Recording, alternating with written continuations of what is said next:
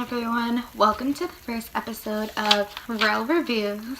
So I'm just going to be doing like some opinions on episodes, this one being Riverdale, times Supernatural, sometimes other things, anything that recently just aired, and these are my opinions. They might be hurtful. If they are hurtful, you don't need to watch. I just want to make the show better, so that's why these are my opinions. This is Riverdale Season 2, Episode 16. I don't know the name of the title. Maybe I put that for the title of this video, but I'm just going to get right into it. So, how the parents talk to the kids on the show, it's not just this episode, it is every episode. Like, who talks to their kids like that? Like, it's so weird. How do I explain this?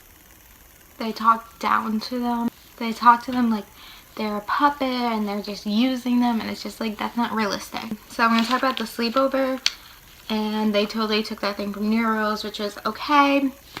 But sleepovers was really short. Like, if you're going to do a sleepover an episode, we want to see more. Like, that could just be an entire episode on its own, and it's just, it was like, not even, it was like 3 minutes. And I guess because there's so many scenes in Riverdale that they have to cut some stuff, so it was really weird. They were like sitting down, the 5 of them, doing each other's hair, and then all of a sudden Cheryl's like standing somewhere else talking about how she's scared to be in the house. But like, where'd that cut come in? Like, it didn't make sense.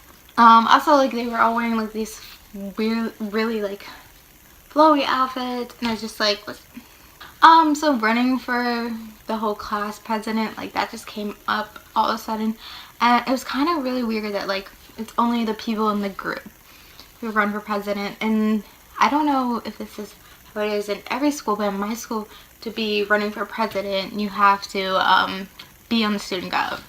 And it's not something that's like, you don't really get to make a change because you're not the principal, so it's not even that big a deal. Also, like, the singing at the meeting thing, like, what I've known from like when the like they're speaking for the presidents, they don't sing.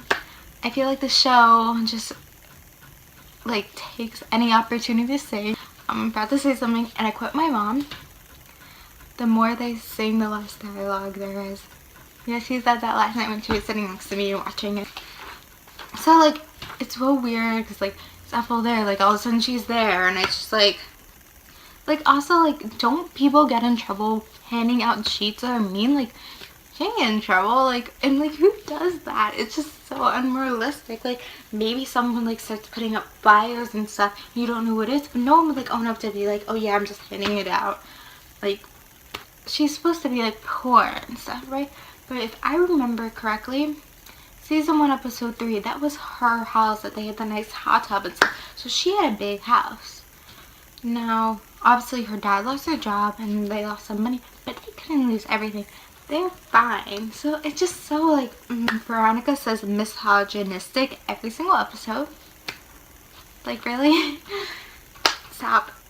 Also, Mr. Hunter said something really funny. She said that Veronica is Archie's first girlfriend. So am I forgetting about Valerie? Like, they weren't dating long, but they were dating. They went on dates. I remember that. Like, what happened to her? Like, there's Josie, but what happened to the other Pussycats? What happened to Valerie? Also, like, was he kissing Miss Grundy? And he also kissed, like, 5 of the characters already. 5. I bet he kisses Josie and Tony sometime this season. Not this season, but the series. Like, not his first girlfriend. It's really funny. Okay, Jughead going on a hunger strike. First off, I agree with Archie, like, you can't not eat, and like, they honestly don't care if you don't eat. Like, that is nothing. I think chaining themselves to it was more like, that would do more, but like, deciding not to eat, like, but then when they came at the end and they were like, came with the things, like Archie and the group to come cut the things, they were so like, yeah, cut it. Like, okay, like, from what I know, that they would try to be like, no, don't cut it. Like, I don't know, it just was weird. Also, what were the shirts they were wearing? Like, it said Riverdale and it was blue, but we didn't see the rest of it, and I was kind of, sorry. And I was kind of like, what? Also, Jughead said Jelly Bean like 3 times, and I don't know if that means she's coming, like, this season. Maybe not this season, because, you know, they're like kind of almost done filming. But maybe next season. I mean, like, if they were looking for someone to play Jellybean. But also Cheryl cries every single episode. I feel bad for Cheryl. Like, all she does is cry. Like whole thing with like mother, like they were saying that they were gonna take out the grandma. I'm like, okay, maybe she's old, like they want their money. But then she also taking out Sharon, like who would take out their dog? So I guess it makes sense that she would want to send her to a mental hospital and not like kill her. That was just weird. Like, why? First off, if you want inheritance, just like tell her, like be like, your mom, I'm your mom, you're not 18 yet, I'm taking it. Like, there's just so many other ways. But then again, like parents, like they're not actually like this. Like my parents are, like other parents on TV. Like I don't understand parents who are this cruel. I do have some theories about her uncle. So I believe that's actually a real dad, and it's Clifford Blossom was the one who died. They staged it so it's actually him. Wait, what am I saying? What I'm trying to say is that the uncle's really her dad, and the Clifford Blossom that died was really the uncle, and they just made it look like it was him, and now it's him coming back.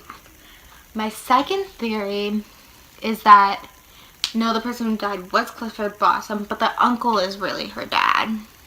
My third theory is, I don't know if you know anything about twins, but obviously since they're fraternal twins, Jason and Cheryl, maybe one of them is the uncle's kid and one of them is the dad's kid, because if you know anything about twins, I think that could be possible. I don't know. Obviously these are crazy theories. Also, I want to talk about the pigtails at the end. I was like, pigtails. It was just like really funny to see Cheryl on pigtails. It was just weird on Madeline. Sorry Madeline, I love you, but you cry every episode and it's making me really upset. Oh, Betty and Chick thing. Also, on this show, everyone's crazy. Like, legit crazy. No one is like that. I kind of forgot that Chick killed someone. Thinking about that, like, I would be like, oh yeah, totally.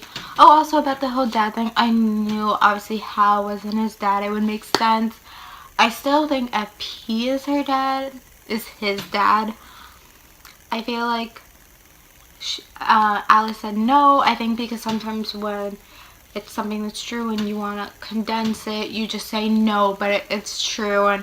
And if he doesn't make it her dad, what am I saying? If they don't make FP Chick's dad, then I kind of wonder who is, but I don't know if we're going to go into that. Maybe next season.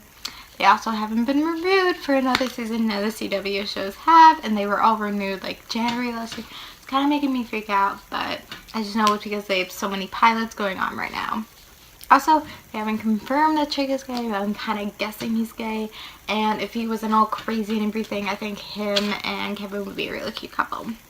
So yeah, the whole thing, Betty and Chick was crazy.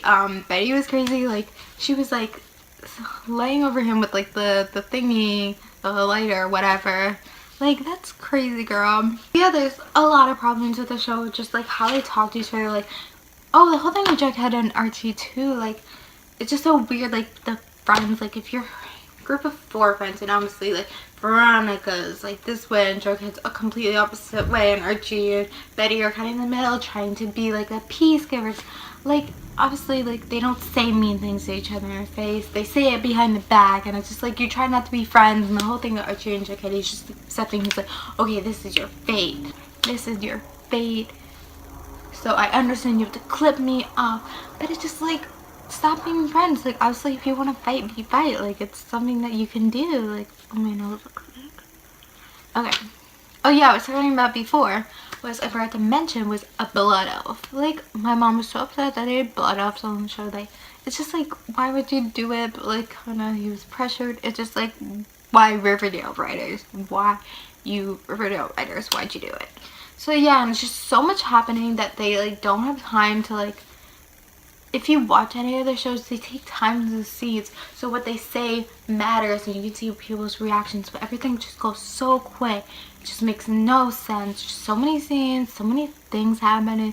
It's like, does this really need to happen? I don't care. A lot of people are like, oh, it's not good, but it's my guilty pleasure, so I'm watching. I'm watching because I still think the show has potential. It's not a guilty pleasure to me. It could be a guilty pleasure without being all this crazy. I don't know, like Riverdale writers, you can make it more just about them being in high school. Like, you never see them in classes. If you make it more about them being in high school, it would be just so much greater to watch. Like, I follow most of the cast members on like Instagram, and like I still watch the show. It makes me mad. I wish it was more realistic. And like a lot of the shows that I watched when I was in middle school and my freshman year of high school that were about like juniors and stuff, I was like, okay, yeah, this is realistic. And so I recently started rewatching some of the shows like One Tree Hill, Pretty Little Liars, other things. And because I was like, maybe I was just younger, because a lot of Riverdale's fan base audiences are like 13-year-olds, whatever. I don't know, I'm 17. But like rewatching these shows, I'm like, no, these are really still like realistic. And you know, I did come to the conclusion that it's probably because Riverdale, it doesn't have something that it centers it around.